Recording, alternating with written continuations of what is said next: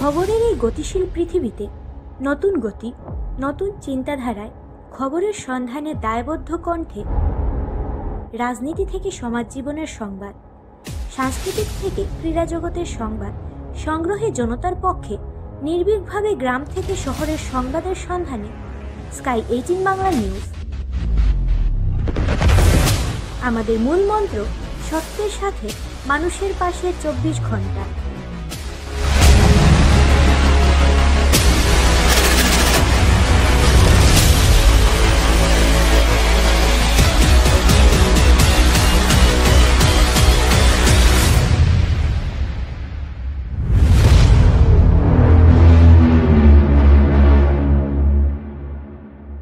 হৃদয় বিদারক ঘটনা সংঘটিত হয় শ্রীভূমি শহরে।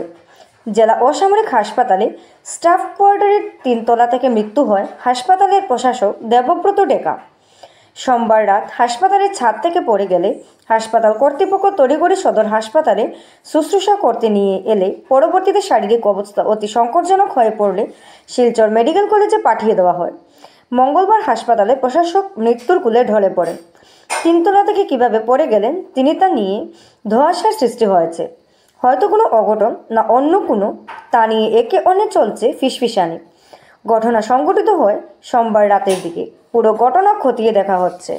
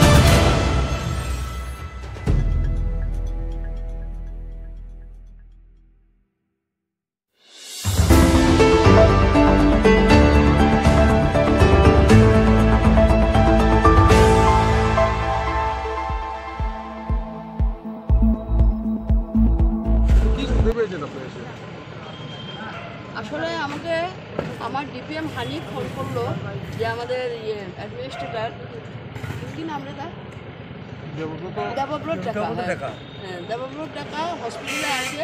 He has fallen from height from the quarter, hospital quarter. So he is in emergency. You please manage everything. So I ran, and within 6-7 minutes I reached here, and I found that he's flooded with blood. He's bleeding from mouth. He's vigorous bleeding, and he has got multiple injuries. And they think his one lower limb is already fractured, and but he is conscious. We do not seem that he has got head injury because he can respond to my command and what I was telling. But so much of bleeding, we diagnosed that his tongue is very much injured and it is cut in many pieces. So in our setup, we just tried to give few stitches and some amount of bleeding was stopped, but fully we could not stop the bleeding.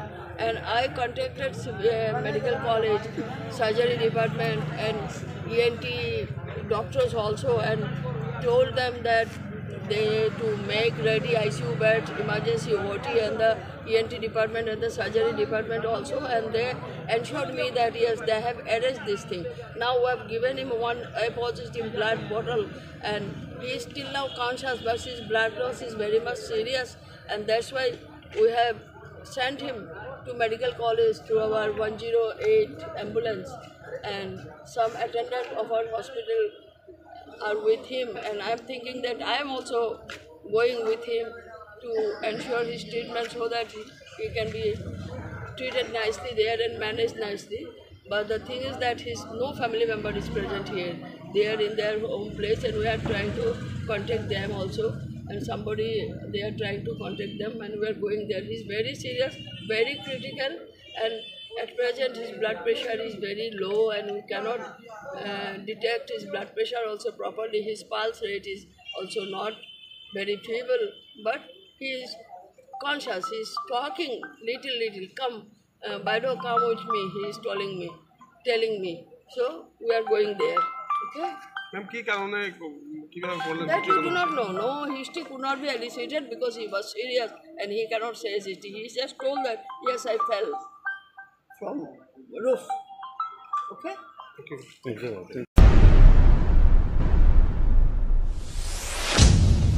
সাত সকালে শ্রীভূমি শহরে ভয়ঙ্কর অগ্নিকাণ্ড। ছুটে আসলো দমকলের 3টি engine. Silchar রোডের গঙ্গাদাসের বসত বাড়িতে সংঘটিত হয় এই অগ্নিকাণ্ডের ঘটনা। ঘটনাস্থলিতে উপস্থিত হয় অগ্নি নির্বাপক দলে। অগ্নি নিয়ন্ত্রণ করার চেষ্টা করে জানা যায় রান্নাঘর থেকে আগুনের সূত্রপাত বলে সন্দেহ করা হয়েছে। ক্ষয়ক্ষতির পরিমাণ কয়েক লক্ষাধিক টাকা হবে বলে জানা যায়।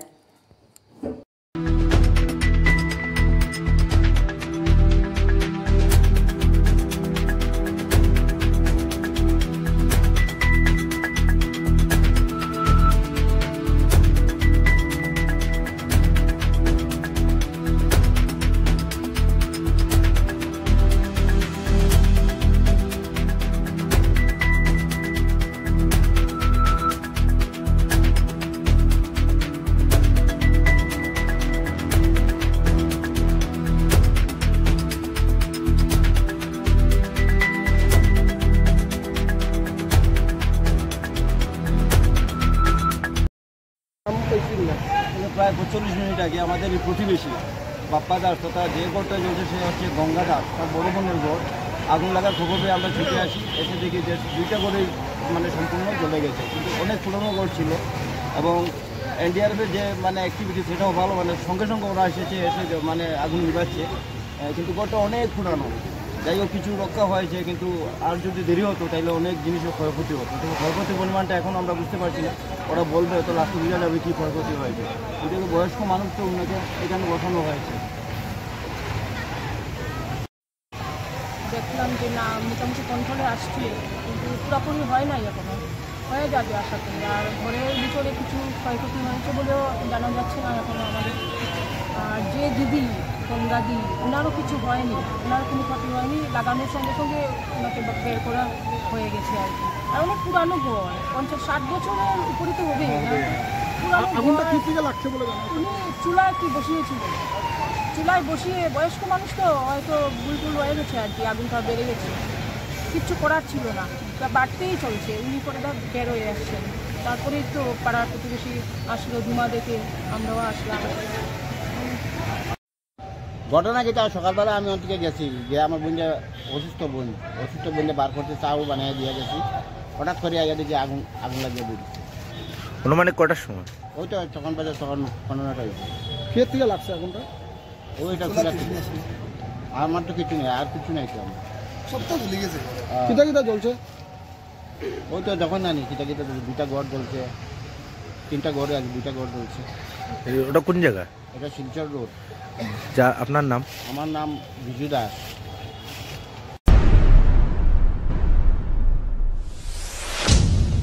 শ্রীভূমি জেলার ভারত বাংলাদেশ সীমান্তের কুশিয়ারা নদীতে অঘটন। নদীতে স্নান করতে গিয়ে নদীর জলে হারিয়ে গেলেন এক তরতাজা যুবক। চরবাজার সংলগ্ন এলাকা দিয়ে নদীতে স্নান করতে গিয়েছিলেন সেই যুবক, তবে পরে দিকে আর ঘরে ফেরা হলো না। সেই যুবকের নদীর জলে হারিয়ে যান তিনি। তার নাম সুমন রায়। এসডিআরএফ, এনডিআরএফ ও পুলিশ বাহিনী মিলে ভারত বাংলাদেশ সীমান্ত কুশিয়ারা নদীর জলে সেই ব্যক্তিকে খুঁজে বেড়াচ্ছে।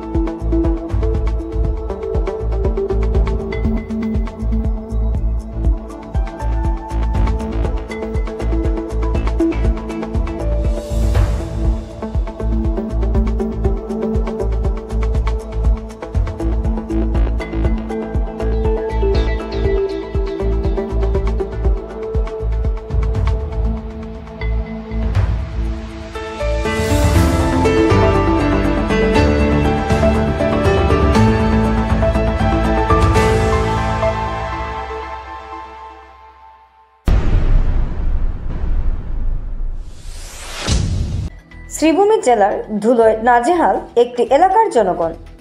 শেষমেশ ধর্নায় বসলেন এলাকার জনগণ। শহরের নীলমণি রোডের জনগণ ধর্নায় বসতে হলো ধোলার নাজেহাল কর্মকাণ্ডে।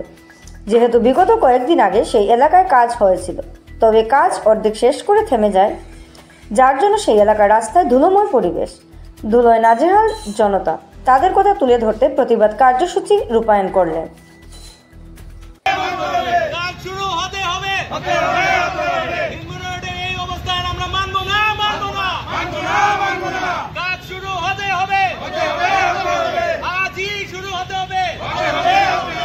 রোডের যে অবস্থা গত 3.5 বছর ধরে যা অবস্থা রয়েছে, এই অবস্থাতে এই পাড়ার বাসিন্দারা প্লাস এই রাস্তার টোটাল 11টা এডুকেশনাল ইনস্টিটিউশন আছে, 11টা ইনস্টিটিউশন আছে, যার মধ্যে 5টা এডুকেশনাল ইনস্টিটিউশন আর 6টা গভর্নমেন্ট অফিস আছে। হ্যাঁ, কিন্তু এই রাস্তা দিয়ে এত জনসাধারণ আসছে যাচ্ছে, ওদের এত অসুবিধা হচ্ছে, কিন্তু কোনো ধরনের অ্যাপ্রিসিয়েবল স্টেপ নেওয়া হয়নি। দেখা গেছে যে 6-7 মাস আগে ড্রেনের কাজ শুরু হয়েছে। শুধু যদি ড্রেনের কাজই করতে হতো তাহলে রাস্তাটা কেন ভাঙলো? আর রাস্তা যদি ভাঙতো তাহলে রাস্তার কাজটা পিচিংটা কেন এতদিন ধরে শুরু হচ্ছে না, প্লাস জলও দেওয়া হচ্ছে না, যেটার জন্য ডাস্টে এই ধুলোবালিতে বিজনেস পুরোপুরি ডপ হয়ে গেছে। প্লাস বাচ্চাদের এত অসুবিধা হচ্ছে, সবার ঘরে দেখা যাচ্ছে যে লাংস ইনফেকশন দেখা যাচ্ছে। প্লাস এই রাস্তা দিয়ে যারা চলাফেরা করছে, স্নান করে বেরোয়ার সাথে সাথেই ওদের উপর একটা ধুলোর আবরণ। এই যে প্রবলেম হচ্ছে, এইটার নিবারণের জন্য আমরা আজকে বসেছি এখানে, যাতে ইতিমধ্যেই অতি সত্বর এই রাস্তার পিচিং এর কাজ যাতে স্টার্ট হয়। রিপেয়ারিং এর কাজ বলে শুধু দেখা যাচ্ছে যে ড্রেনের কাজ চলছে, কিন্তু রাস্তার উপর কিন্তু কোনো কিছু স্টেপ নেওয়া হচ্ছে। তাই আমাদের দাবি যে ড্রেনের কাজ তো চলুক, এটাতে কোনো অসুবিধা নাই, রাস্তার পিচিংটা যাতে ইমিডিয়েট স্টার্ট হয়।